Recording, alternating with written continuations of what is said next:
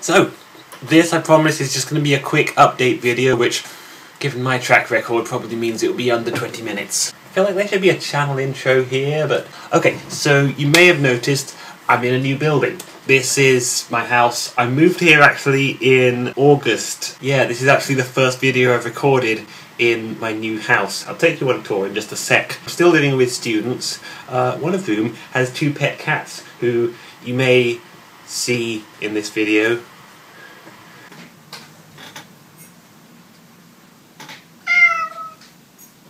Anyway, you probably want to know what I'm getting up to for the last year, and I have been writing. I wish I could write faster. I frustrate myself with like how long it takes me to get something written. But you know, if I try to write faster, then it doesn't work. I'm just never happy with what I've written. I'll cobble a sentence out of that in editing. So my main writing project right now is a thing called Super Wimps. That's the superhero novel that you may have heard me talking about. I'm actually getting professional help with writing that. So I'm a member of the Nottingham Writers Studio. Shout out! And I was lucky enough to get onto their mentoring program. We've had 3 mentoring sessions, and Deborah's really good. She, every time I talk with her about my novel, I feel like, okay, I really need to rethink everything, because there's like so much I need to do here. And you know, I can't help thinking back to John Green's video where he describes a similar mentoring relationship when he began writing Looking for Alaska, his breakout hit. In his case, it was one Ilene Cooper. That's Eileen with an I for those interested. This rain is going to be a bit of a problem. That being said, I still have like fewer than 20,000 words of written material, and I know that story-wise I'm very near the beginning, but I know what sort of story this is going to pan out to be. I can see the ending. That is quite an exciting thing as an author, when you can see the ending. No, it's best to have some wiggle room when you're writing an ending. So I actually have like 2 or 3 endings in mind, and I'm afraid I can't tell you anything about it yet. Another thing I'm working on right now is Paracosm.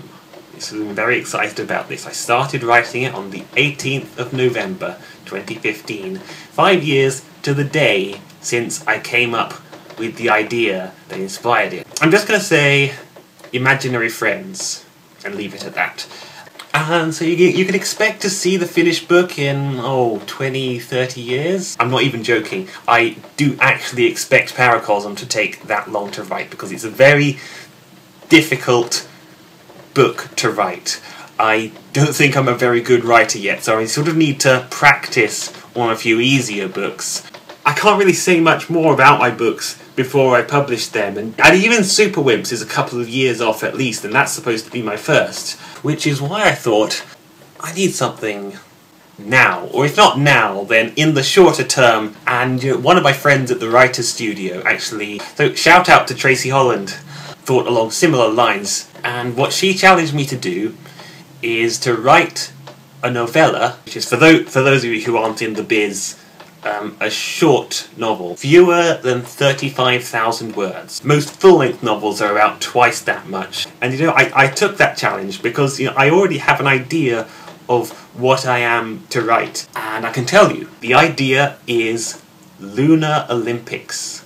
So some of you, I'm thinking close family members especially, might already know about this idea. So I came up with this in 2008, right when the China Olympics were on the telly. It was actually the summer after I finished my compulsory English education. Never had to write any of those stories again. And then I had my first... This was my first legit story idea that I thought I could actually make. Well, I didn't think I could write it. I thought someone should write this. Someone should write a book about Olympics on the moon. Or just maybe I was thinking they should have Olympics on the moon. Can you imagine the high diving event? Oh, that would be just glorious with them. It would take them about 20 seconds to fall, and they could do so many backflips in that time. And you know, so many other events are changed by the low gravity, the long jump, the high jump, golf. Even running would be weird and difficult to do on the moon. And this just strikes me as, if we do establish a moon colony, this will be a thing that people do on the moon.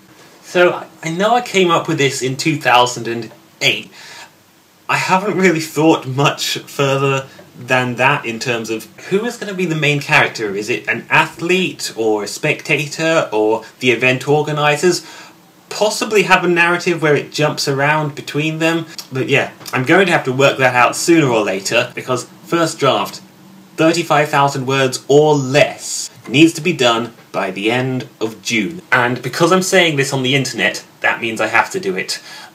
So, sorry Deborah, I know you probably want me to commit 100% to Super Wimps, but Tracy did ask me very nicely. And I'm actually going to set myself an additional challenge, right? That's to have it finished, like copy edited, typeset, published by the end of December next year. So I'm giving myself just over a year to do this. And by this time next year, I hope to be telling you that you can see it to download on Smashwords, Amazon, etc.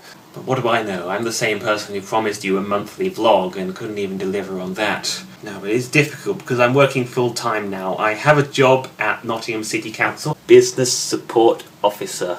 Sounds really clever and jargony, but really it just means I sit at a computer and do stuff. So a few people at work, they sort of know I'm a writer, and you know, they do ask from time to time, oh, what have you published? And I feel a bit guilty because I really want to say something there and I'm sort of letting them down. So that's why I really need the Lunar Olympics to say within 1 year that I've published something. And before you ask, no, self-publishing totally counts. And you know, self-publishing is great for someone like me, who's one of those, if you want something done right, do it yourself kind of people. Because, you know me, I like to design my own covers. I even have plans to read my own audiobooks. But the thing is, all those things take time, and time is of the essence when you're working full-time, as most writers do when they start out. So one of the things that I do now to give myself more time to write is that I get up at 6 AM, right, and I get to work at 7. I then spend the next 2 hours writing, and then I actually start work at 9. Anyway, I mentioned cover designs. I did actually make 2 more. You'd think maybe I'd design covers for the ones that I'm working on right now, but actually I did these covers for 2 fanfiction projects that I have yet to start writing. One of them is called I Am Awa.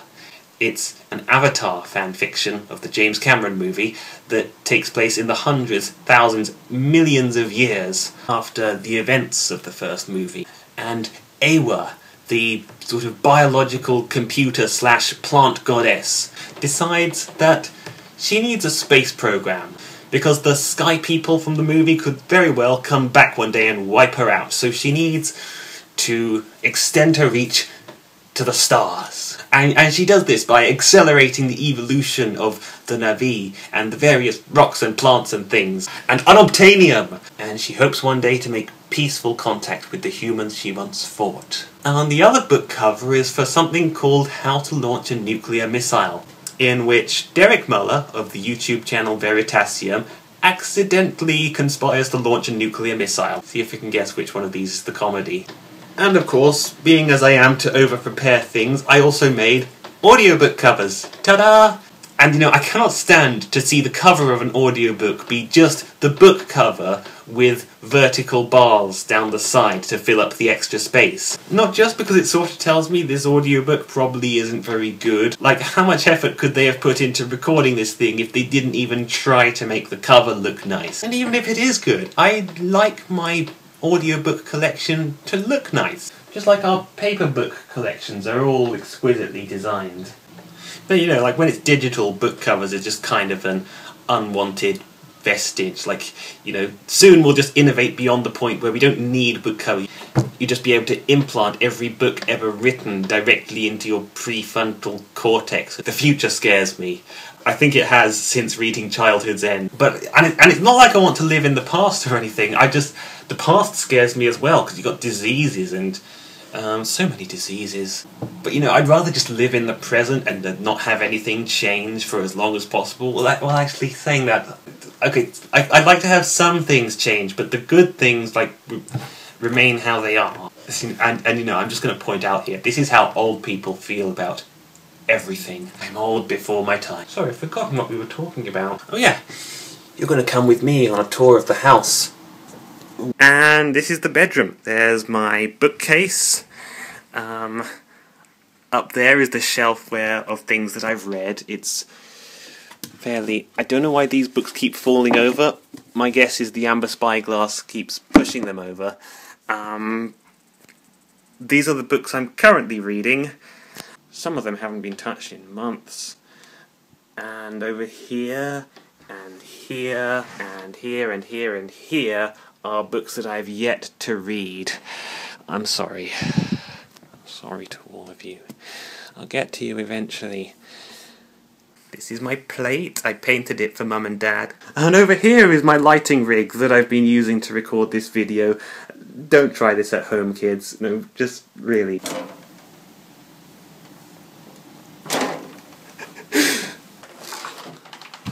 And this is my hallway. These are the boxes. This is the kitchen. And this is the living room. Yes, we have a Tetris light. All the cool kids on YouTube have Tetris lights. That was a surprisingly quick tour. So I'll just leave you with more footage of the cats. Oh, and before I go, I'm just gonna... In case you haven't guessed, I probably can't make this a monthly thing anymore. So instead I'm just gonna say, I'll see you in the new year. 2016. Kom igen. Ska så hård. Ska så hård. You're fine. So fine.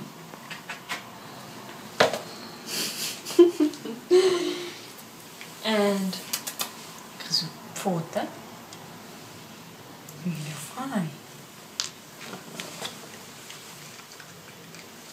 Fine. They can also like a roll. Grisou at least. Pocky's too ignorant, I think.